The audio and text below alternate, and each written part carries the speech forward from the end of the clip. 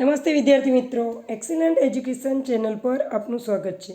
આજે આપણે અભ્યાસ કરીશું સ્વ અધ્યયન પોથી ભાગ 1 ધોરણ 6 વિષય વિજ્ઞાન પાઠ 2 વસ્તુઓના જૂથ બનાવવા। તો ચાલો આજનો અભ્યાસ શરૂ કરીએ। પ્રકરણ 2 વસ્તુઓના જૂથ બનાવવા। પ્રશ્ન 1 વિકલ્પ પસંદ કરી જવાબ આપો। 1 નીચેનામાંથી અસંગત વસ્તુ કે પદાર્થ કયો છે? તો જવાબ આવશે ગુલાબજાંબુ। 2 નીચેનામાંથી કયો પદાર્થ પાણીમાં દ્રાવ્ય છે? તો જવાબ આવશે લોખંડનો। કયો પદાર્થ પાણીમાં અદ્રાવ્ય છે, એટલે કે ઓગળી જતો નથી? તો લોખંડનો ભૂકો ક્યારેય ઓગળે નહીં, એટલે જવાબ આવશે લોખંડનો ભૂકો। 3 મોટર કારનો આગળનો કાચ કેવો હોય છે? તો આરપાર જોઈ શકીએ એવો હોય છે, એટલે આવશે પારદર્શક। 4 નીચે આપેલ પદાર્થોનું લીસા અને ખરબચડા પદાર્થોમાં વર્ગીકરણ કરો। 1 લીસા પદાર્થો તો ડોલ, મોબાઈલ ફોનનો ટફન ગ્લાસ, તાંબાનો તાર, રકાબી, સાયકલની ટ્યુબ વગેરે। ખરબચડા પદાર્થો ઈંટ, સાયકલનું ટાયર, રુદ્રાક્ષનો મણકો, ટુવાલ, સીતાફળ વગેરે। 5 નીચે આપેલ પદાર્થોનું સખત અને નરમ પદાર્થોમાં વર્ગીકરણ કરો। સખત પદાર્થો એટલે કે જે આપણે સરળતાથી તોડી શકતા નથી, તો લાકડું, પથ્થર, કાચ। નરમ પદાર્થો તો રૂ, વાદળી અને મીણબત્તી। પ્રશ્ન 2 નીચેના શબ્દોની સમજ સ્પષ્ટ કરો। આની જગ્યાએ એવું પણ પૂછાય કે વ્યાખ્યાયિત કરો, વ્યાખ્યા સ્પષ્ટ કરો, સંકલ્પના આપો। તો એકના એક જ જવાબ આવશે। 5 દ્રાવ્ય કેટલાક પદાર્થો પાણીમાં સંપૂર્ણ અદૃશ્ય થઈ જાય છે, એટલે કે પાણીમાં ઓગળી જાય છે, તો તેવા પદાર્થોને પાણીમાં દ્રાવ્ય કહેવાય। અદ્રાવ્ય કેટલાક પદાર્થો પાણીમાં મિશ્ર થતા નથી, એટલે કે ઘણા લાંબા સમય સુધી પાત્રમાં હલાવીએ પણ છતાં અદૃશ્ય થતા નથી, એટલે કે ઓગળતા નથી, તો તેને અદ્રાવ્ય કહે છે।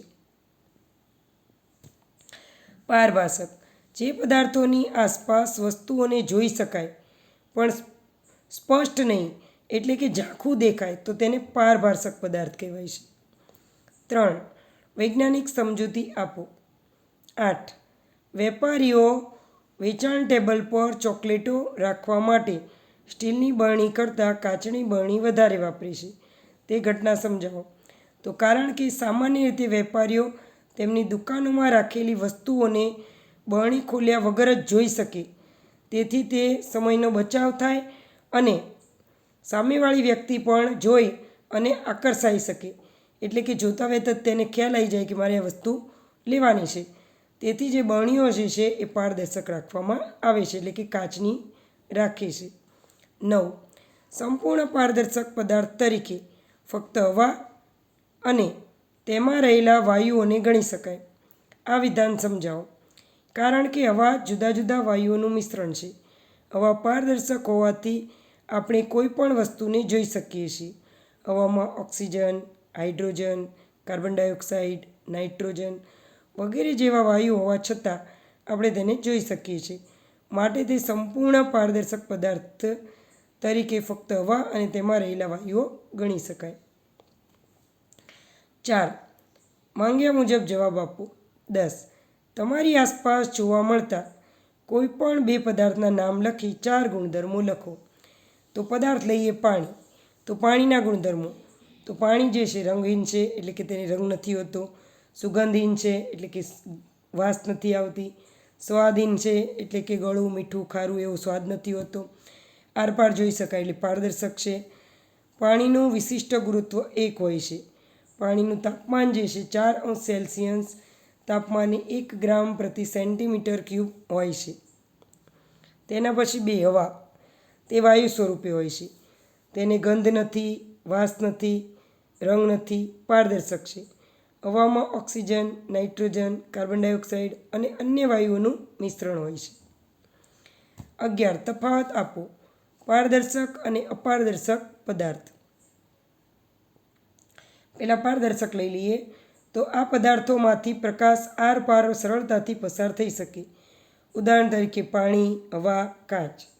અપારદર્શક તો આ પદાર્થમાંથી પ્રકાશ પસાર થતો નથી, દાખલા તરીકે કાગળ, પૂંઠું, દિવાલ આરસ વગેરે. 12. આપણને પદાર્થોને જૂથમાં વહેંચવાની આવશ્યકતા કેમ પડે છે? યોગ્ય ઉદાહરણ આપી સમજાવો. જવાબ: વસ્તુઓને જૂથ મુજબ ગોઠવણી આપણે જરૂરી વસ્તુઓને સહેલાઈથી શોધી શકીએ તે માટે કરીએ છીએ. દાખલા તરીકે, દુકાનદાર અલગ અલગ વસ્તુઓને અલગ અલગ વિભાગો અથવા તો અલગ અલગ ઘોડાઓમાં અથવા બરણીઓમાં વસ્તુ માંગે, ગ્રાહક માંગે અને જોઈ શકે તે રીતે ગોઠવેલી હોય છે. 13. પાણી, તેલ, કેરોસીન ત્રણેયમાં ડૂબી જાય તેવા 5 પદાર્થોના નામ લખો. તો લોખંડનો ટુકડો, કાચ, ખીલી, પથ્થરની ઈંટ, 5 ઈંટ વગેરે. આ સિવાય તાળું લઈ શકો, ચાવી લઈ શકો. 14 નંબર. ગરિમા બજારમાંથી ખાવાલાયક વસ્તુઓ ખરીદે છે. આ વસ્તુઓ પાણીમાં ઓગળે તેવી હોય છે. તો તેણે બજારમાંથી કઈ કઈ વસ્તુઓ ખરીદી હોઈ શકે? તો આઈસ્ક્રીમ, કેન્ડી અથવા તો ખાંડ ખરીદી હોઈ શકે. આ સિવાય તેણે કદાચ મીઠું અને ફટકડી પણ ખરીદી હોઈ શકે. 15. કોઈ પણ 2 પદાર્થો લઈ તેમના 4 સમાન ગુણધર્મો અને 4 ભિન્ન ગુણધર્મો લખો.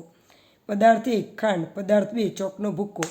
સમાન પદાર્થો તો બંનેના રંગ સમાન છે, બંને ઘન સ્વરૂપે જોવા મળે છે, બંને પાણીમાં ડૂબે છે અને બંને અપારદર્શક છે. ભિન્નતા તો ખાંડ પાણીમાં દ્રાવ્ય છે, જ્યારે ચોકનો ભૂક્કો પાણીમાં અદ્રાવ્ય છે. ખાંડને ખાવામાં ઉપયોગમાં લેવાય છે, જ્યારે ચોક લખવામાં ઉપયોગમાં લેવાય છે. 16. તમારા ઘરમાં મળી આવતા પદાર્થો, વસ્તુઓને પારદર્શક, અપારદર્શક અને પારભાસકમાં વર્ગીકરણ કરો. પારદર્શક તો ચશ્માનો કાચ, પાણી, હવા. અપારદર્શક ધાતુ, કાગળ, લાકડું, પૂંઠું, રંગ, પ્લાસ્ટિક વગેરે. પારભાસક ડોળું પાણી, દૂધિયો કાચ, તેલિયો કાગળ, સ્ફટિક વગેરે. 17. પાણીને શા માટે સાર્વત્રિક દ્રાવક કહે છે?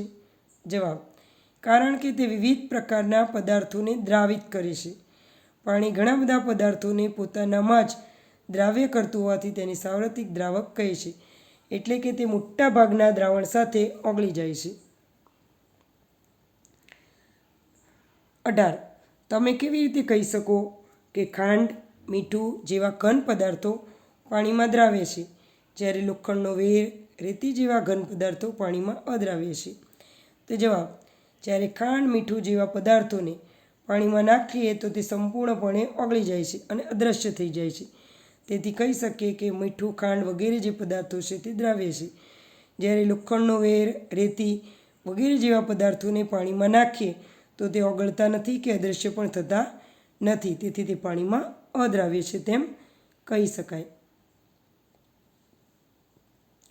19. વસ્તુઓના જૂથ બનાવવા આ પ્રકરણને અનુલક્ષીને તમારી શાળામાં થયેલ પ્રવૃત્તિ, પ્રોજેક્ટ વિશે માહિતી આપો. જવાબ: અમે શાળામાંથી વસ્તુઓ મેળવી તેને ઘન, પ્રવાહી અને વાયુ સ્વરૂપ ઉપરાંત લોખંડ, પ્લાસ્ટિક વગેરે જેવા વિસ્તારમાં વર્ગીકરણ કરેલું છે. તો વિદ્યાર્થી મિત્રો, અહીંયા એકમ પૂર્ણ થાય છે. એકમને અંતે આપણે ફ્લોચાર્ટ ઝડપથી જોઈ લઈએ. ફ્લોચાર્ટ જે છે તમને આખો પાઠ ટૂંકમાં યાદ રાખવામાં ખૂબ જ ઉપયોગી સાબિત થશે. પદાર્થના ગુણધર્મો તો પહેલાં આવશે દેખાવ. તો ધાતુઓ ચળકટ ધરાવે છે, અધાતુઓ ચળકટ ધરાવતી નથી. સખતપણું તો એમાં નરમ અને કઠણ. દ્રાવ્ય અને દ્રાવ્ય તો જે પાણીમાં સંપૂર્ણ ઓગળી જાય તે દ્રાવ્ય, જે પાણીમાં ઓગળતા નથી પદાર્થો તે અદ્રાવ્ય. પછી પારદર્શકતા તો 3 પ્રકાર: પારદર્શક, અપારદર્શક, પારભાસક. પારદર્શક કોને કહેવાય? તો જે પદાર્થ આરપાર જોઈ શકાય તે પારદર્શક છે. દાખલા તરીકે ચોખ્ખું પાણી, કાચ વગેરે. અપારદર્શક જે પદાર્થ આરપાર જોઈ શકાતો નથી, જેમ કે લાકડું, લોખંડ, ખીલી વગેરે. પારભાસક જે પદાર્થની આરપાર જોઈ શકાય પણ સ્પષ્ટ નહીં, એટલે કે ઝાંખું દેખાય, તો તેલવાળું કાગળ, ડહોળું પાણી વગેરે. તો વિદ્યાર્થી મિત્રો, અહીંયા આપણો એકમ પૂર્ણ થાય છે. તમને વિડીયો પસંદ આવ્યો હોય તો વિડીયોને લાઇક, શેર અને સબસ્ક્રાઈબ જરૂરથી કરજો અને તમારા બીજા મિત્રોને પણ શેર કરજો. Thank you.